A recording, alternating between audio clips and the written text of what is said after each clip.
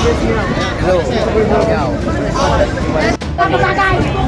Tangilan nyo lahat! Kapag pa. Utang na!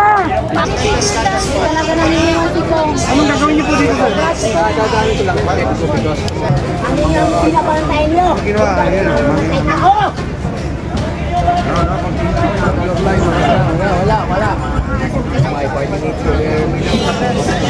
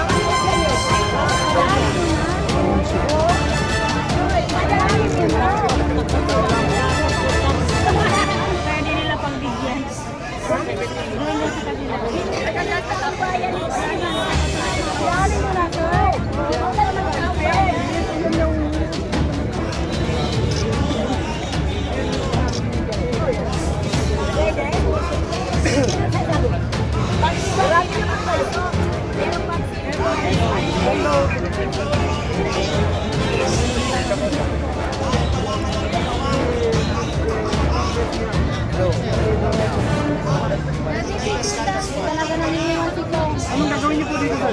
Dadaanin ko lang. Bakit ko because my party needs to wear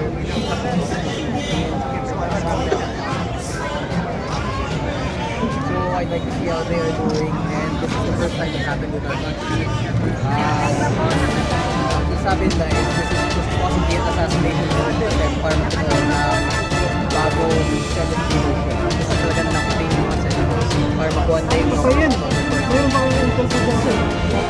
Anong galing na inconsistent?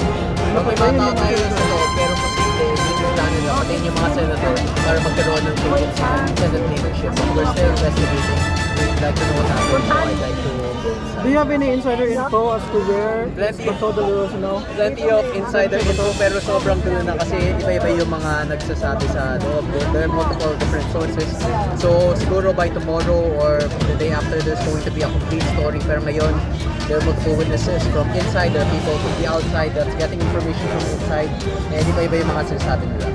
But that's leading theory ngayon. It's possibly a mass assassination attempt in order to change the Senate. Mass assassination attempt, that's, you know, a huge Yes. accusation Kasi to make. imposible naman na NBI lang or yung mga tao lang sa loob ang makakapasok at may pagbarilan sa mga senators. Sino po yung source po natin dito sa mass It's a assassination attempt? secret. Kasi pag sinabi ko baka mas bawal. Tama. Pero yes, that's a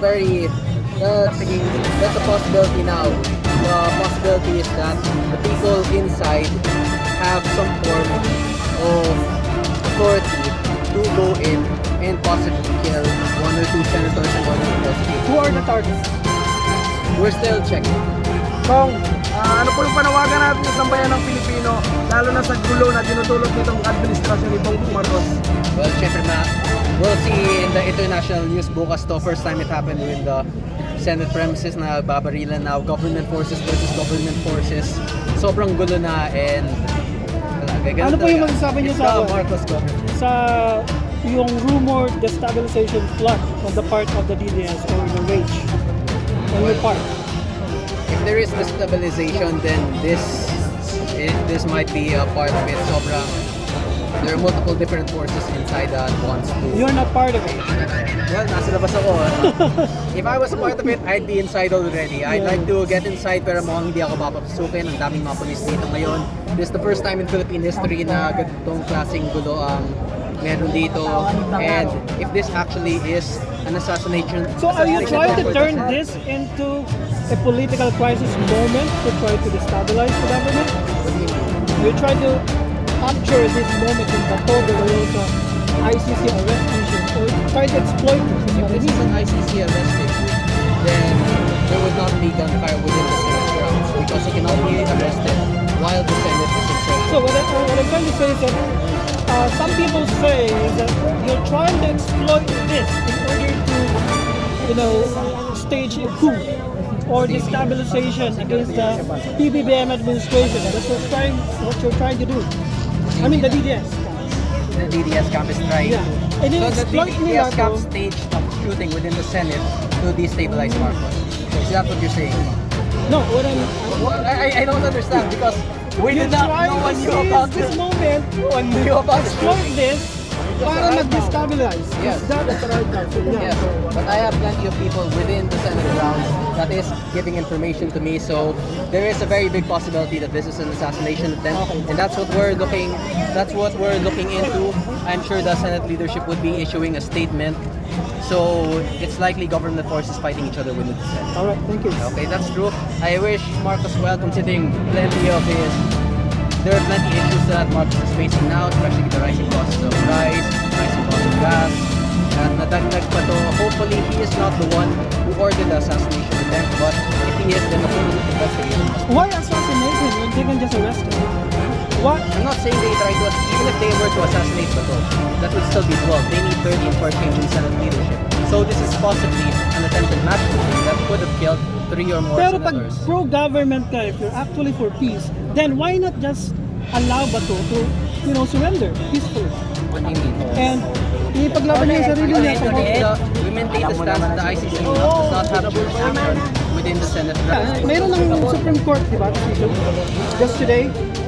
Salamat ko. Okay, salamat. Kau salamat. Okay na ko.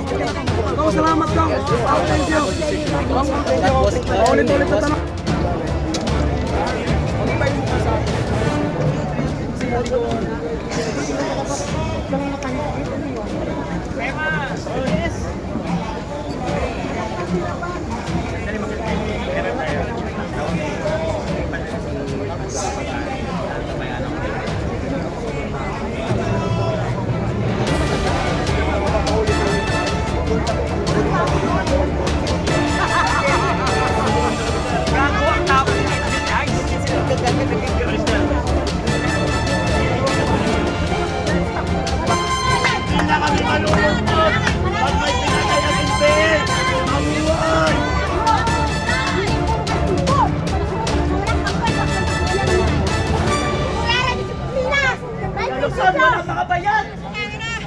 Meron tayong Supreme Court mga kababayan.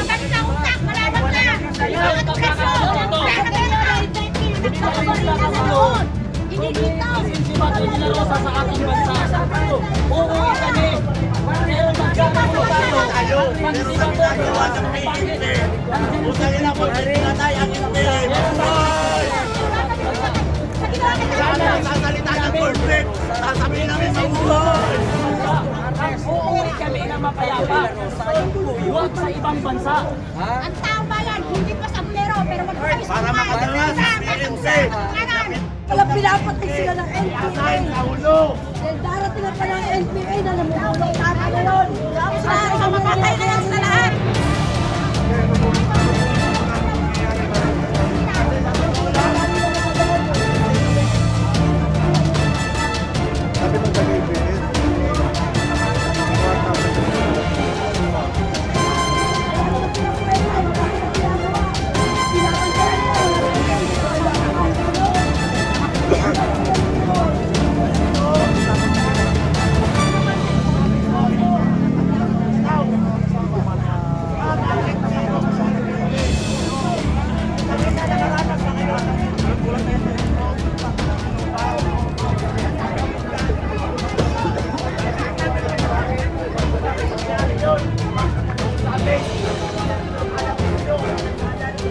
Pagkakagay, tangirin mo lahat. Pangina! Kapal ng mukha nyo! Hoy, walang bayad. Huwag na kayo mag-training! Kung puro kayo pagtindig lang dyan! Puro kayo mga tanga! Tapos kayo pang malakas ng loob, arresto yun ng tao bayan! Wala sa'yo mag-training! Wala sa'yo mag-training!